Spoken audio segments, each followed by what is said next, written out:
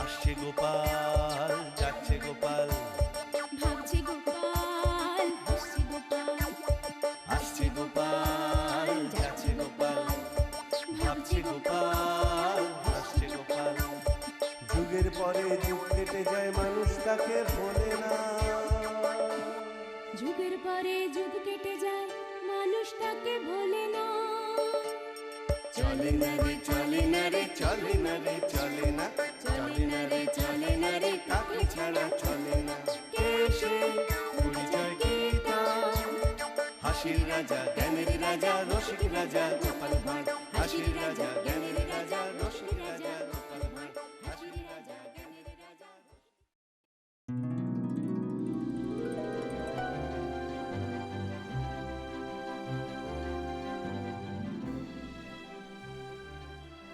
দেখেছেন মহারাজ কত ধান?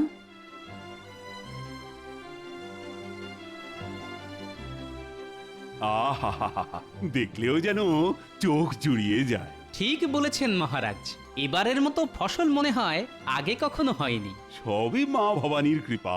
মহারাজ আমি সব প্রজাদের বলে দিয়েছি, ফসল যখন এবারে ভালো হয়েছে তখন খাজনাও আগে ভাগে দিতে হবে। আর আগে ভাগে খাজনা পেলে নবাবের খাজনাও আমরা সময়ের আগেই মিটিয়ে দিতে পারবো। বাহ বাহ বাহ, খুব ভালো কথা, খুব ভালো। আমি সব সময় ভালো কথাই বলি মহারাজ, কিন্তু কিছু লোকের কান ভাঙানিতে আপনি আমায় ভুল বোঝেন মহারাজ।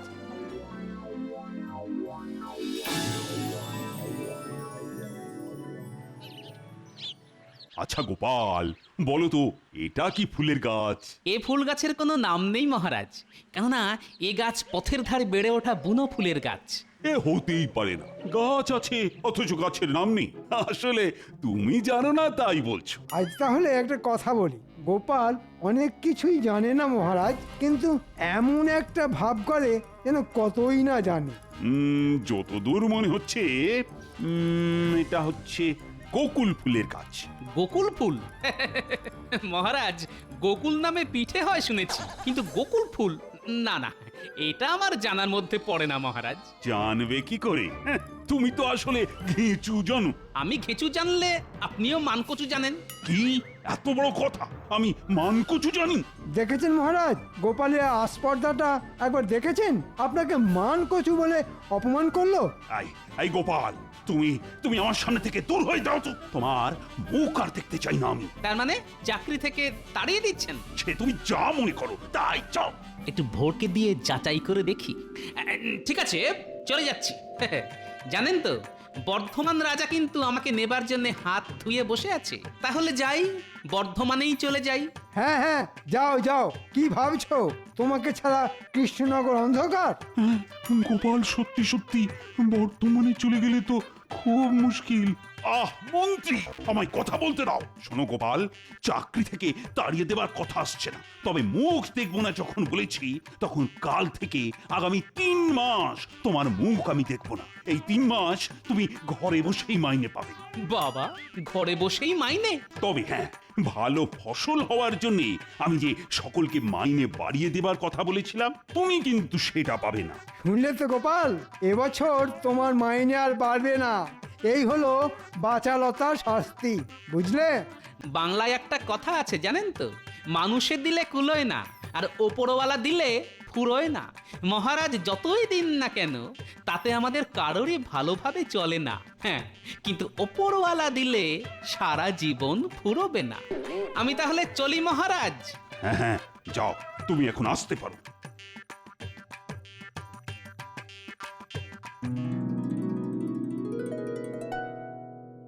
গিন্নি, ও গিন্নি, কোথায় গেলে গো? মহারাজের সঙ্গে তো বেড়াতে গিয়েছিলে, হ্যাঁ? তা এত তাড়াতাড়ি ফিরে এলে যে? আরে মহারাজ 3 মাস সবেতন ছুটি দিয়ে দিলেন। উমা, সে কি কথা গো? বলা নেই কোয়া নেই, 3 মাস ছুটি? তা কেন? হ্যাঁ, তা কি করে বলবো? তা এই 3 মাস কি করবে কিছু ভেবে দেখেছো কি? হ্যাঁ, কেন? খাবো দাবো আর নাতি নাতনিদের সঙ্গে খেলা করবো। দাও চাটি খেতে দাও দেখি, বড্ড খিদে পেয়েছে।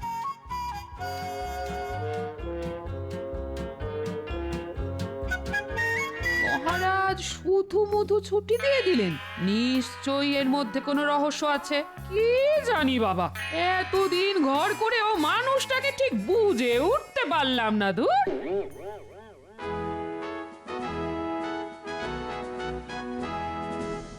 বলো কি উজির, কৃষ্ণচন্দ্র এবার আগে ভাগেই সব খাজনা মিটিয়ে দিয়েছে? তাহলে আর বলছি কি জাহাপানা, শুনলাম এবছর কৃষ্ণনগরে আশাতিরিক্ত ফসল ফলেছে, আর তাতেই কৃষ্ণচন্দ্রের এত লাফালাফি। সে তুমি যাই বলো না কেন, আমার অধীনস্থ সব রাজাদের মধ্যে ওই তো সর্বপ্রথম খাজনা পাঠালো। হ্যাঁ, তা পাঠালো, কিন্তু সেটা তো নিয়ম মাফিক। কিন্তু ভেবে দেখুন জাহাপানা, কৃষ্ণচন্দ্র কিন্তু একবারের জন্যও আপনাকে জানালো না যে তার রাজ্যের অতিরিক্ত ফসল ফলার কথা। বলুন বলুন, এটা কি অন্যায় নয় বলুন? হ্যাঁ হ্যাঁ হ্যাঁ হ্যাঁ, এটা খুব অন্যায়। আচ্ছা উজির, এই অন্যায়ের জন্য ওকে কি শাস্তি দেওয়া যায় বলো তো? আইন মাফিক তেমন তো কোনো শাস্তি দেওয়া যায় না হুজুর। তাহলে? তবে ওকে মোক্ষম রকম প্যাঁচে ফেলে, মানে ঘুরিয়ে উত্তম রকমের শাস্তি দেওয়া যায়। তাহলে আর দেরি করছো কেন? মাথা খেলিয়ে এক্ষুনি একটা মোক্ষম রকমের প্যাঁচ বের করে ফেলো। আমাকে তাহলে একটা দিন সময় দিন জাহাপানা, কালকেই এমন একটা প্যাঁচের কথা বলবো না, হাজার চেষ্টা করেও কৃষ্ণচন্দ্র সেই প্যাঁচ কেটে বেরোতে পারবে না। কৃষ্ণচন্দ্রকে নিয়ে আমার সমস্যা নেই, কিন্তু ভয় তো গোপালকে নিয়ে, ও যদি প্যাঁচ কেটে দেয়। এবার আর সেটি হবে না, দেখবেন গোপালও কেমন দাঁত ছড়কুটে পড়বে। বাবা বাবা বাবা বাবা বাবা, বহুত খুব বহুত খুব বহুত খুব। তাহলে যত তাড়াতাড়ি পারো প্যাঁচ মারো, প্যাঁচ, বুঝলে?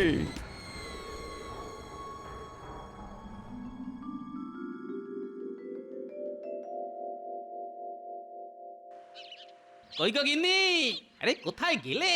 একবার এসে দেখে যাও কেমন বাজার করে এনেছি।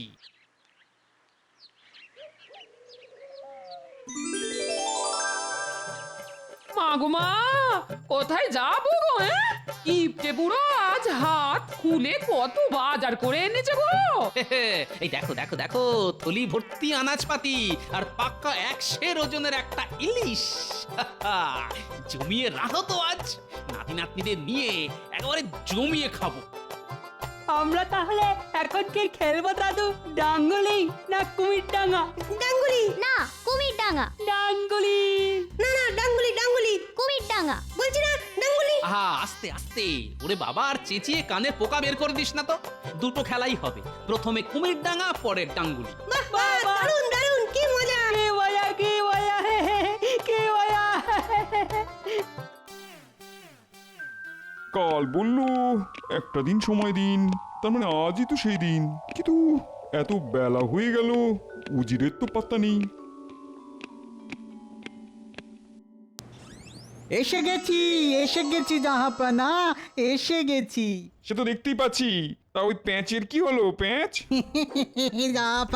জাহাপানা বলছি আসলে কি হয়েছিল জানেন? আমার এই মাথার মধ্যে যে বুদ্ধির কৌটোটা আছে না, তার ঢাকনাটা কিছুতেই খুলতে চাইছিল না। মাথার মধ্যে বুদ্ধির কৌটো, তার আবার ঢাকনা? তার ঢাকনাটা খুলছে না, এখনো আটকে আছে? না জাহাপানা, অনেক কসরত আর বিস্তর টানাটানি করে শেষমেশ ঢাকনাটা খুলেছে। খুলেছে? বহুত খুব বহুত খুব বহুত খুব। বলো বলো বলো বলো বলো, ঢাকনা খোলার পর তার থেকে কি বুদ্ধি বেরিয়ে এলো? ঢাকনা খুলতেই তার থেকে হু হু করে বেরিয়ে এলো শুধু প্যাঁচ আর প্যাঁচ, প্যাঁচ আর প্যাঁচ, আর সেই প্যাঁচের পর প্যাঁচ গেঁথে এমন একটা প্যাঁচের মালা গেঁথে এনেছি না, যা ওই কৃষ্ণচন্দ্রের গলায় ফাঁসের মতো জড়িয়ে ধরবে। শুধু কথার জাল বুনো না উজির, প্যাঁচের কথা বলো। হ্যাঁ হ্যাঁ হ্যাঁ, এইটা বলছি।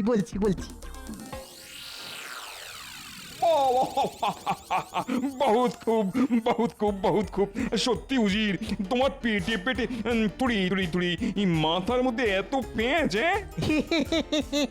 তবে আমি হলপ করে বলতে পারি, কৃষ্ণচন্দ্র তো কোন ছাড় খোদ গোপাল অবধি এই প্যাঁচ কেটে বেরোতে পারবে না। তাহলে নিয়ে এসো কাগজ কলম, এক্ষুনি আমার নামে পত্র লিখে কৃষ্ণনগরে পাঠাও। উড়িয়ে দাও কৃষ্ণচন্দ্রের চোখের ঘুম।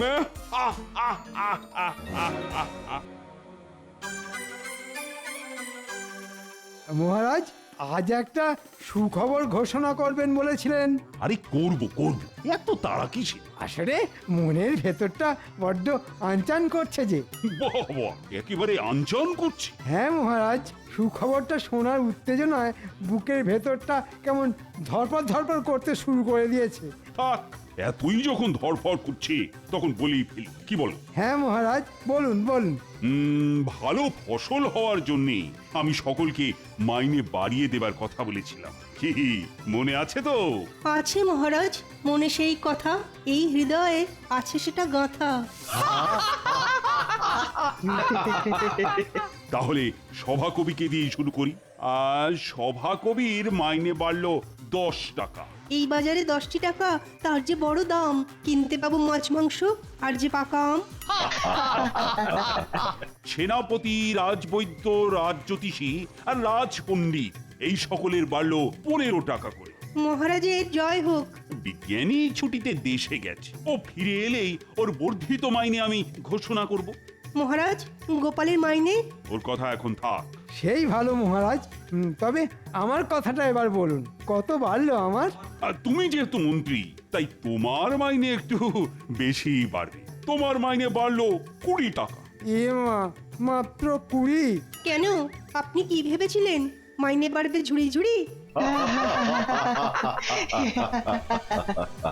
এই তোমার থামা তো, থামা, সব কথায় কেবল হ্যাঁ হ্যাঁ করে হাসা। মহারাজ কৃষ্ণচন্দ্রের জয় হোক। আরে নবাবের দুধ যে, তা বলো কি খবর? নবাব এই পত্রখানি পাঠিয়েছেন।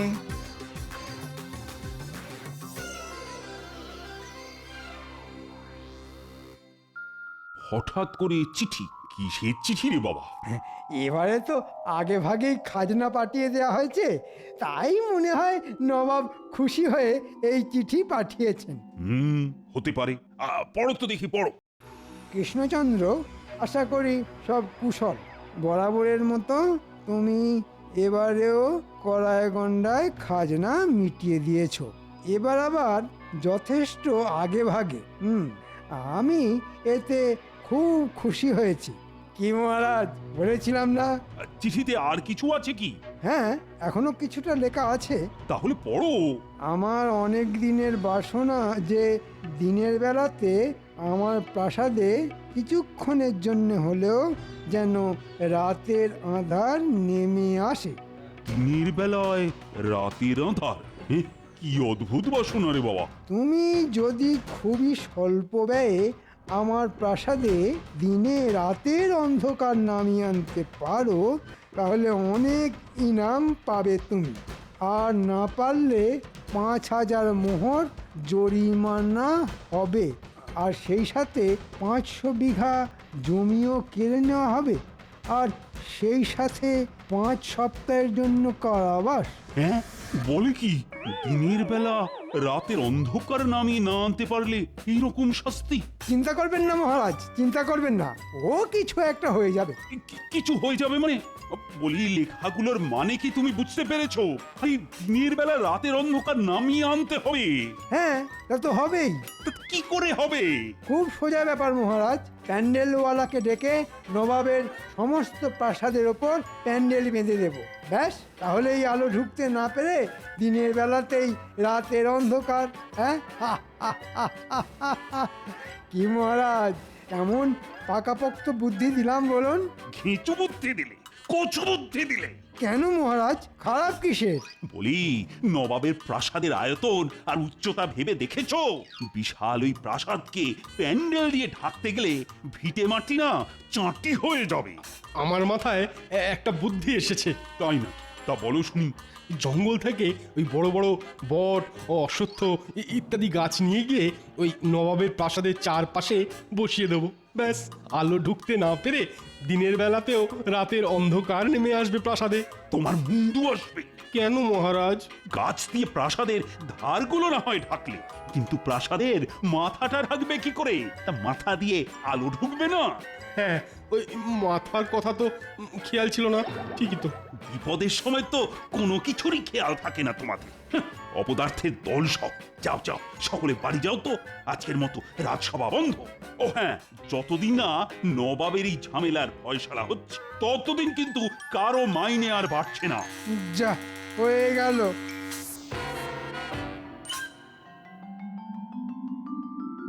নে পুটি, দেখে দেখে শিখে নে। ঝোলের আলু হবে লম্বা, আর ডালনার আলু হবে ডুমো ডুমো।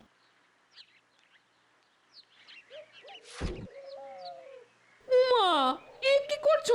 তুমি আবার আনাজ কাটতে বসেছো কেন? তাতে কি হয়েছে গিন্নি? বাড়িতে বেকার বসে আছি। নাও নাও নাও, এই ওঠো ওঠো, আমি যখন এসে গেছি তখন আমায় দাও। তাহলে কিছু খেতে দাও। আলু কাটতে কাটতে বুঝলে বড্ড খিদে পেয়ে গেছে। ও, আবার খিদে? দাঁড়াও দাঁড়াও, দিচ্ছি। কি বলছেন কি? নবাবের এ কিরকম অদ্ভুত বায়না! বায়না নয়, বায়না নয়, এ হলো নবাবের শয়তানি। যেন তেন প্রকারে আমাকে বিপদে ফেলা। এখন কি করবেন? সেটাই তো চিন্তা। একবার গোপালকে ডেকে পাঠালে হয় না? গোপাল? না না না রানী, তা হয় না, তা হয় না। আমি 3 মাস ওর মুখ দেখবো না বলে দিয়েছি। কিন্তু গোপাল ছাড়া এ বিপদে আর বাঁচাবে কে? ঠিক আছে ঠিক আছে ঠিক আছে, ব্যাপারটা আমার উপর ছেড়ে দিন। জানি না কিভাবে এই বিপদ থেকে পরিত্রাণ পাবো। উফ, কেন যে গোপালের মুখ দেখবো না বলে ফোন করে বসলাম। উফ।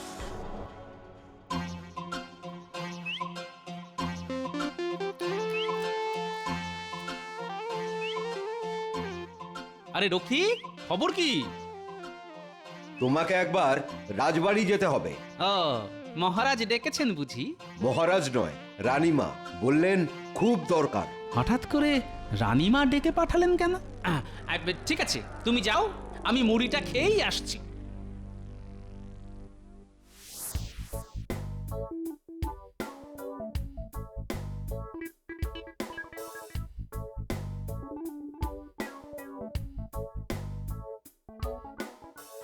अंदर आ सकते हो? কে? हम माजी। সে না হয় বুঝলাম, কিন্তু না বলে হুট করে আমার ঘরে কেন? अब तो हमको आने बोला, তাই हम চলে এলাম। হিন্দি বলার মধ্যে যথেষ্ট গন্ডগোল আছে। আচ্ছা, পরিষ্কার করে বলো তো তুমি কে? না হলে আমি কিন্তু রক্ষী রাখবো। আরে গোপাল! আগে কিন্তু এভাবে বোরখায় মুখ ঢেকে কেন? কি করব বলুন? মহারাজ আমার মুখ দেখবেন না বলে দিয়েছেন, তাই তো বোরখায় মুখ ঢেকে এসেছি। মুখোমুখি হলে যদি আবার তাড়িয়ে দেন। কিচ্ছু দেবেন না। শোনো গোপাল, বড় বিপদে পড়ে তোমায় ডেকেছি গোপাল। দিনের বেলা রাতের অন্ধকার, বাবা এবার তো বড় চিন্তার কথা। চিন্তা বলে চিন্তা, চিন্তায় চিন্তায় তোমাদের মহারাজের খাওয়া ঘুম সব বন্ধ হয়ে গেছে। আচ্ছা গোপাল, তুমিই বলো, এবারে আশাতিরিক্ত ফসল ফলেছে বলে কত সুখে আছে এ রাজ্যের মানুষ, কত আনন্দে ছিলেন তোমাদের মহারাজ। তা থেকে যে কি রাহুগ্রাস লাগলো। কি বললেন? রাহুগ্রাস? ঠিক আছে ঠিক আছে, আমি দেখছি।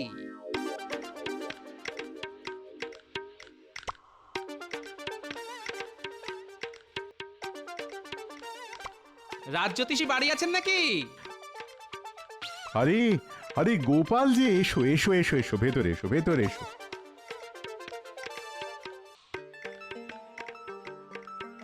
একটা বিশেষ প্রয়োজনে আপনার কাছে এসেছি। বলো। আচ্ছা, কাছাকাছি কবে সূর্যগ্রহণ লাগছে সেটা বলতে পারেন?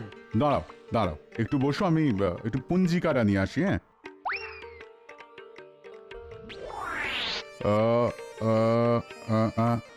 আরে সামনেই তো। কবে? এই তো এই মাসের 22 তারিখ অমাবস্যা। ওই দিন সকাল 10:15 গতে পূর্ণগ্রাস সূর্যগ্রহণ। ঠিক আছে, আমি চললাম। কি ব্যাপার, ঝড়ের মতো এলো আবার তুফানের মতো চলে গেল। আশ্চর্য!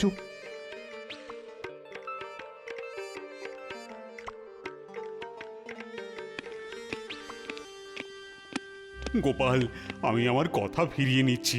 তোমার কাছে আমি ক্ষমা প্রার্থী। আমাকে আমাকে বিপদের হাত থেকে রক্ষা করো গোপাল। রানীমা, রানীমা, পেয়ে গেছি। পেয়ে গেছো?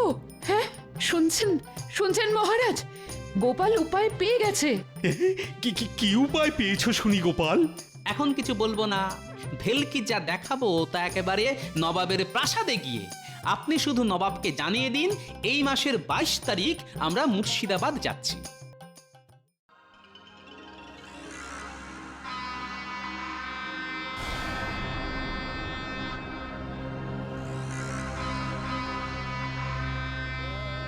কি কৃষ্ণচন্দ্র, দিনের বেলা রাতের অন্ধকার দেখাতে এসেছো? তা সাজ সরঞ্জাম কোথায়? আছে হুজুর, সব ব্যবস্থা আছে, সময় এলেই দেখতে পাবেন। দেখতে পেলেই ভালো, আর তা না হলে কৃষ্ণচন্দ্র আর কৃষ্ণনগরে ফিরে যেতে পারবে না। সোজা গিয়ে ঢুকবে আমার কারাগারে। পুরো 5 সপ্তাহের জন্যে। জানি না গোপাল যে কি করবে।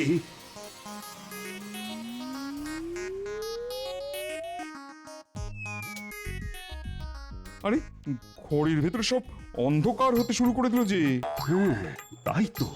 আর একটু অপেক্ষা করুন হুজুর, দেখবেন আপনার বাসনা মতো দিনের বেলাতেও রাতের আধার নেমে আসবে আপনার প্রাসাদে।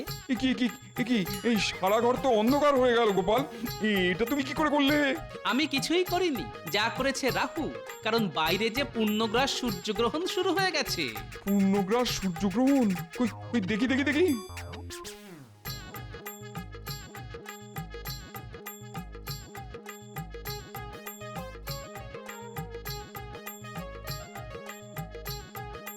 উজির, আজ যে পূর্ণগ্রাস সূর্যগ্রহণ, তুমি এটা জানতে না? মানে সূর্যগ্রহণের ব্যাপারটা তো ঠিক মাথায় ছিল না। কি জাহাপনা, আপনার বাসনা পূর্ণ করে দিলাম তো। না না না, তুমি কি করে পূর্ণ করলে?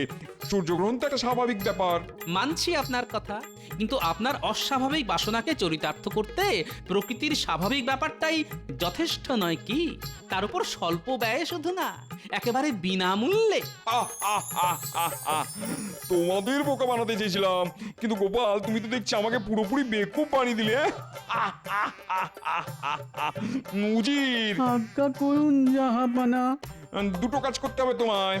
প্রথমত কৃষ্ণচন্দ্রের জন্য ইনাম নিয়ে এসো, 5000 মোহর আর 500 বিঘা জমির দলিল। আর দ্বিতীয় কাজ? এরপর দূর হয়ে যাবে আমার চোখের সামনে থেকে। বারবার তোমার বুদ্ধিতে চলে গোপালের কাছে আমি পদে পদে হেরেছি। কি দাঁড়িয়ে আছো কেন? যাও। কৃষ্ণচন্দ্র, গোপালকে আমায় দিয়ে দাও। ওর মতন বিচক্ষণ বুদ্ধিমান যদি আমি পেতাম। সেটা কি করে সম্ভব জামাপনা? গোপাল যে আমার প্রাণ। প্রাণ চলে গেলে আমি বাঁচবো কি করে? ওর মাইনে বাড়বে না বলেছিলাম, এখন তো দেখছি মাইনেটা দ্বিগুণ করে দিতে হবে। যাক, কথাটা শুনো কান জুড়লো। শুধু মন্ত্রী মশাই যদি শুনতে পেত। বেড়ে বলেছো গোপাল। হ্যাঁ